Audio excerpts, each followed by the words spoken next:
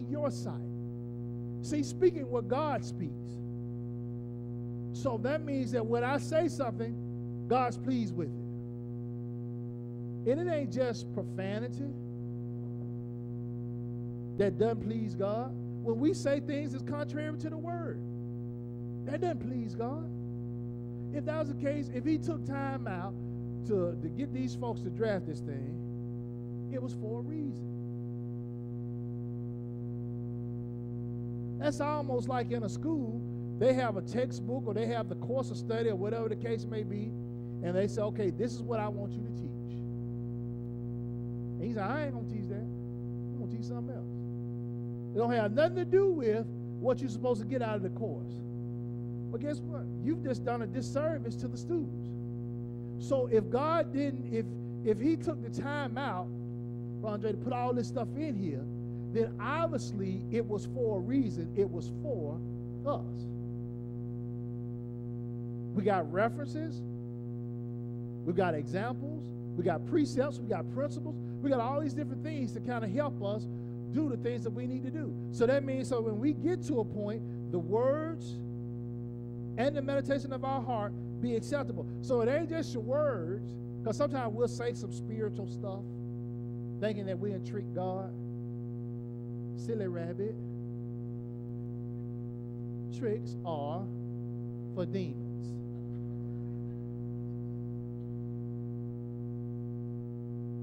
Tricks, schemes, tactics, snares.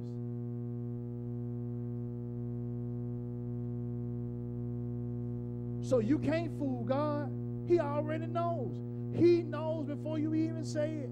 He knows what's already in your spirit, so he don't need you trying to trick him.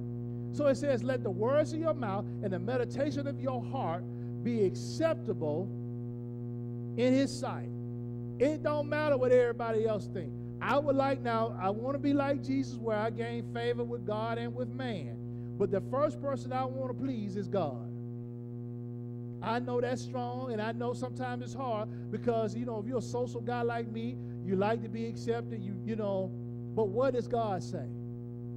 What does God say on the matter? Is he pleased first? If he's pleased and you can sleep, then that's what matters.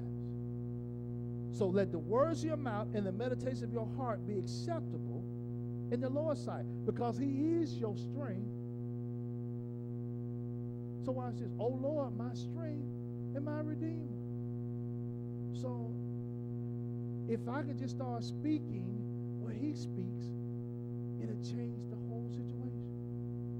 And even when things don't look the way that they should, God steals. Now watch this.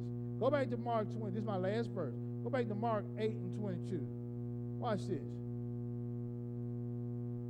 So now on the flip side of that, it's good to be honest.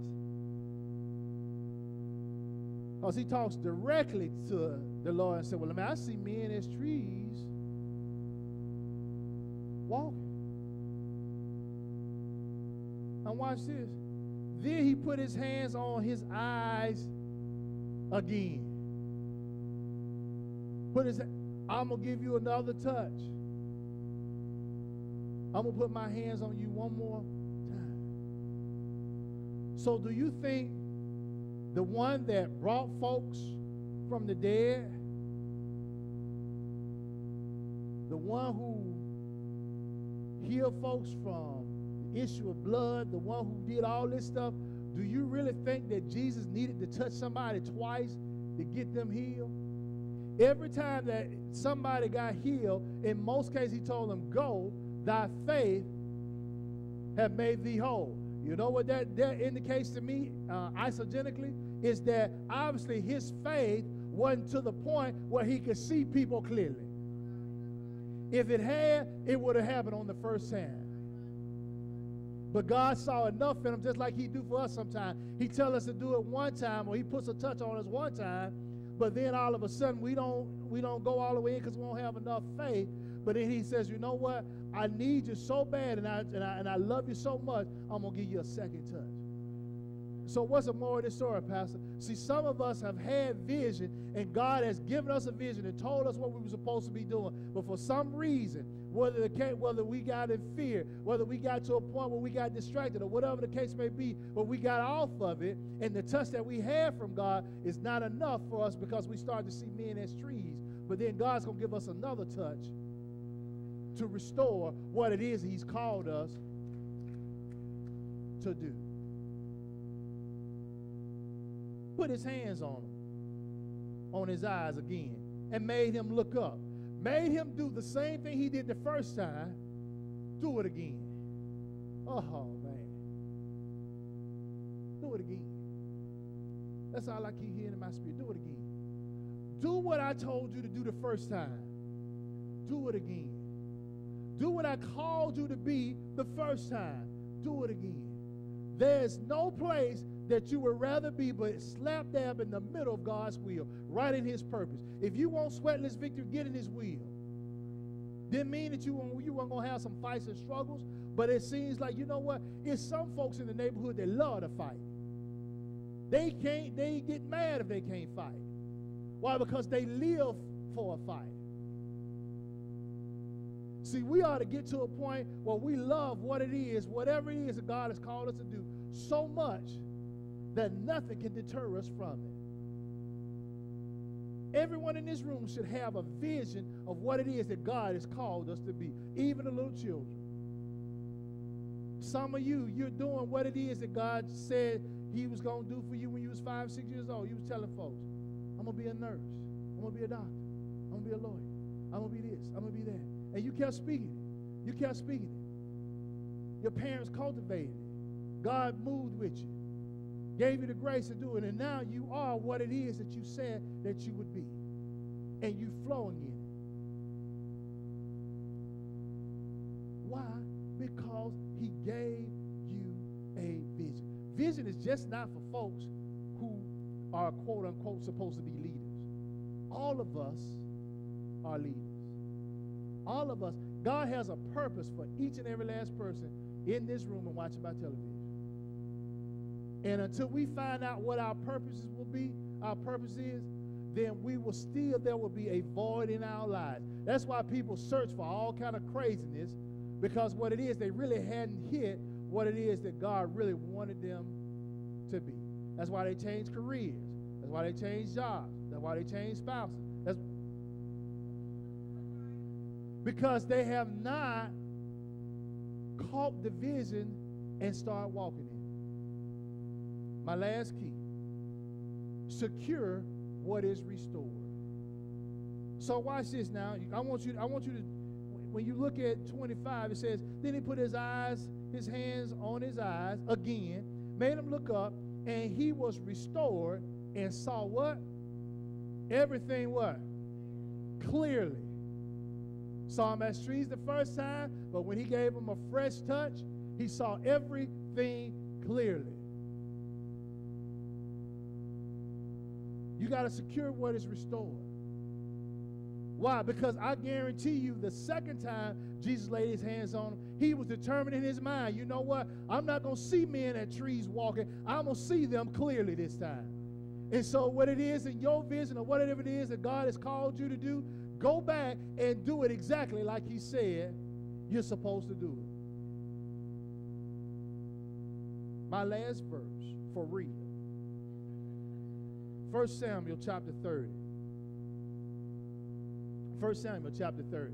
And while you're turning there, I'm thinking about Bethesda, how it's the birthplace of Andrew, Philip, but watch this. It's also the birthplace of Peter. And y'all know how I like Peter. Peter was I call him the revelation apostle.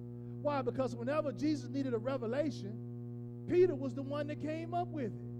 Think about it. In Matthew 16, when He said, who the men say that I am? It was Peter. Thou art the Christ. When they were out on the boat, Lord, if it be Thou, bid me to come. It was Peter always with the one with the revelation. Now, he had some issues. Cuss a little bit. Would cut you. He would cuss and cut. But at least he had a revelation. And the revelation was able to keep him in check. 1 Samuel, I ain't going to get on that cuss and cut today.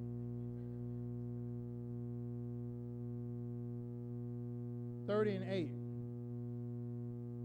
Got it?